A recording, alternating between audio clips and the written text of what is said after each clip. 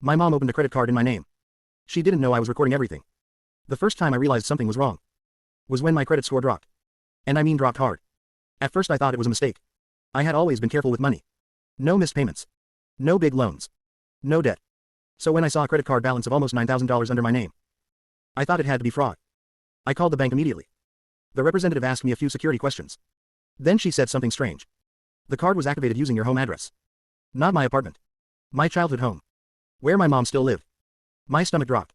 I tried to convince myself it was coincidence. Maybe someone used the address somehow. But when the bank listed the purchases, they sounded very familiar. Groceries from the store my mom used. Clothing from her favorite brand. Even a furniture purchase from a shop she had mentioned weeks earlier. So I drove to her house. I didn't accuse her right away. I just asked casually. Did you ever open a credit card using my name? She laughed. Actually laughed. Why would I do that? Too fast. Too smooth.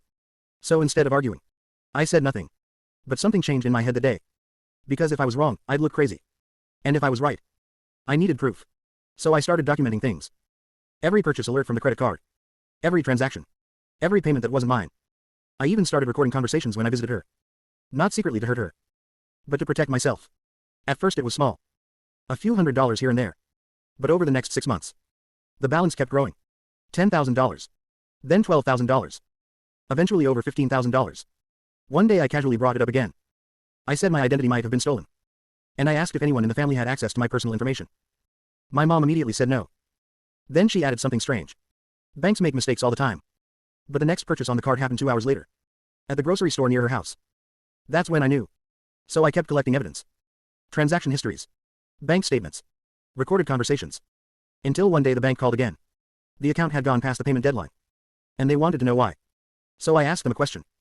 Where were the last purchases made? They listed 5 locations. All within 5 minutes of my mom's house. That was enough.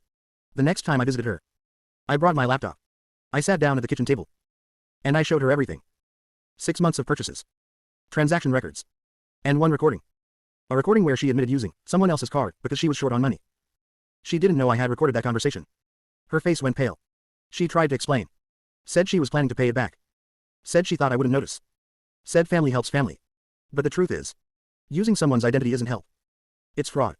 The bank asked if I wanted to file a report. And that was the hardest decision I've ever made. Because it wasn't a stranger.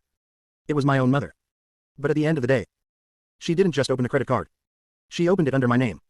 And the only reason I was able to prove it was because I recorded everything.